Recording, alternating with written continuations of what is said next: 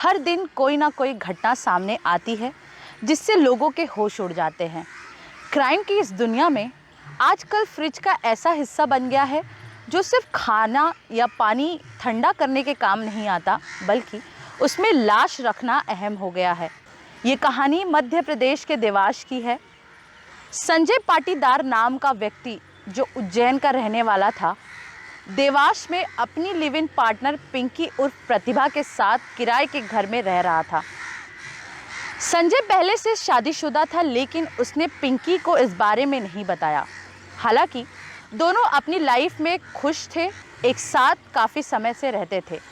जुलाई 2023 में दोनों ने देवास में एक मकान किराए पर लिया, जहां उन्होंने अपने सपनों का घर सजाया।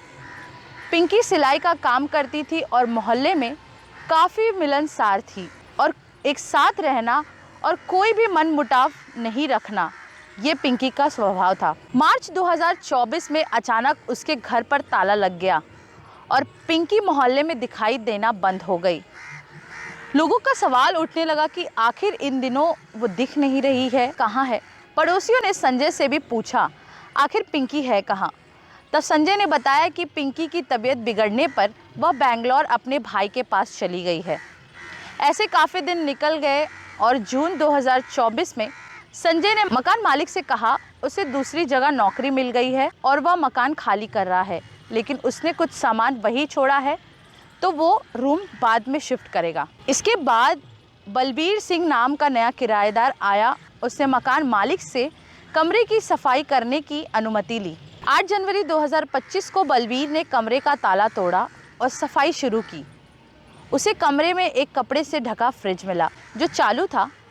बलबीर ने बिना शक किए फ्रिज का स्विच बंद कर दिया। अगले दिन जब सफाई जारी रही तो फ्रिज से बदबू आने लगी। तब फ्रिज खोला गया तो उसमें पिंकी की सड़ी गली लाश मिली, जो लगभग 9 महीने से वहां रखी गई थी। पुलिस ने जांच की तो पता चला कि संजय पाटीदार ने पिंकी का हत्या कर उसकी लाश फ्रिज में छुपा दी थी। हैरानी की बात यह है कि संजय कई बार उस कमरे में आकर फ्रिज की जांच करता था, लेकिन लाश को ठिकाने लगाने की कभी नहीं सोची। संजय पाटीदार इस वक्त पुलिस की हिरासत में है। आइए जानते हैं कि उसने कत्ल किस लिए और क्यों किया। जब वे 20 जुलाई को उन्होंने घर किराए पर लिया, तब पिंकी और संजय की आपस में लड़ाई होने लगी, क्योंकि पिंकी अब संजय पर शादी के लिए दबाव डालने लगी। लेकिन संजय तो पहले से ही शादीशुदा था, वह शादी नहीं करना चाहता था, तो उसने बहुत टालने की कोशिश की। लेकिन अब पिंकी को डाउट हो रहा था कि शादी करेगा या मुझे धोखा देगा। तो अब बात लड़ाई झगड़े पर आ गई। पड़ोसियों ने भी झगड़े की आवाज़ सुनी, लेकिन ऐसा होता था कि मियाँ बीवी में झगड़ा होता है तो उनका आपसी मामला है, क्योंकि सुबह फिर वो मिल जाते थे, एक साथ वापस रहते थे। तो ये सिलसिला चलता रहा। बहुत ज़्यादा लड़ाई बढ़ गई आपसी, और प्रेशर उस पर बहुत ज़्यादा बन गया, क्योंकि पिंकी बार बार उससे लड़ाई करती थी और उससे शादी करने को कहती थी। 2 मार्च को भी झगड़ा हुआ, बल्कि 1 मार्च को झगड़ा हुआ, और उसने उस रात अपने एक दोस्त जो एक क्रिमिनल था, विनोद दवे, उसको फ़ोन करके अपने घर बुलाया। जब वह आया तब दोनों ने मिलकर पिंकी का गला दबाया।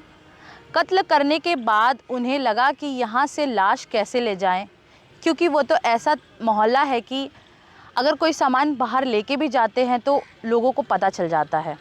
मतलब किसी घर में क्या बन रहा है ये तक भी मोहल्ले के लोगों को पता चल जाता है। तो बड़ी मुश्किल की बात है कि लाश को बाहर निकाला कैसे जाए। तो फिर वही आया। कितनी सारी कहानियाँ हो चुकी थी फ्रिज की लाश को रखने की, तो फिर विनोद दवे और संजय पाटीदार ने भी यही फैसला किया। उन्होंने फ्रिज में लाश रखी, फ्रिज ऑन किया, अपना सामान निकालना शुरू किया। पड़ोसियों को भी बता दिया कि वह बेंगलोर चली गई, फ्रिज में लाश है, फिर भी वह वहीं रह रहा था। मतलब मार्च, अप्रैल, मई, जून 4 महीने तक वो उसी घर में रह रहा था जिसके फ्रिज में पिंकी की लाश थी।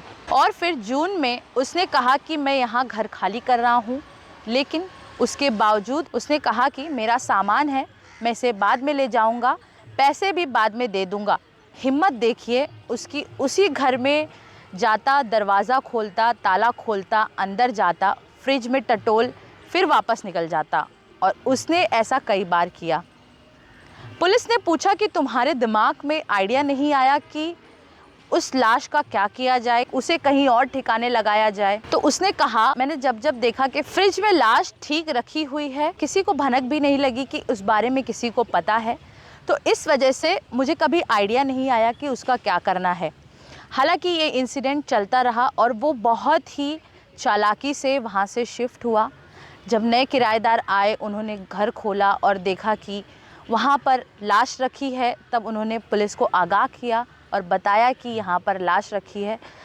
आज के इस क्राइम के टाइम में हर कोई एक इजी वे समझ लिया है कि किसी की कत्ल करके कैसे अपने आप को बचा जाए।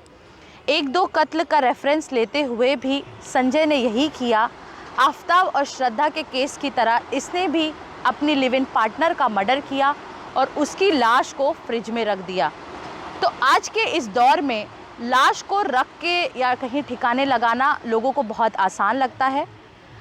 हम ऐसी खास खबरों पे न्यूज़ बनाते रहेंगे। लगातार हमारे साथ बने रहिए। क्राइम वॉच सैटरडे में हम आपको अलग अलग क्राइम की दास्तां सुनाते रहेंगे। इसी के साथ मैं आपकी होस्ट रुशाली और आप देख रहे हैं सिटी हेडलाइंस न्यूज़।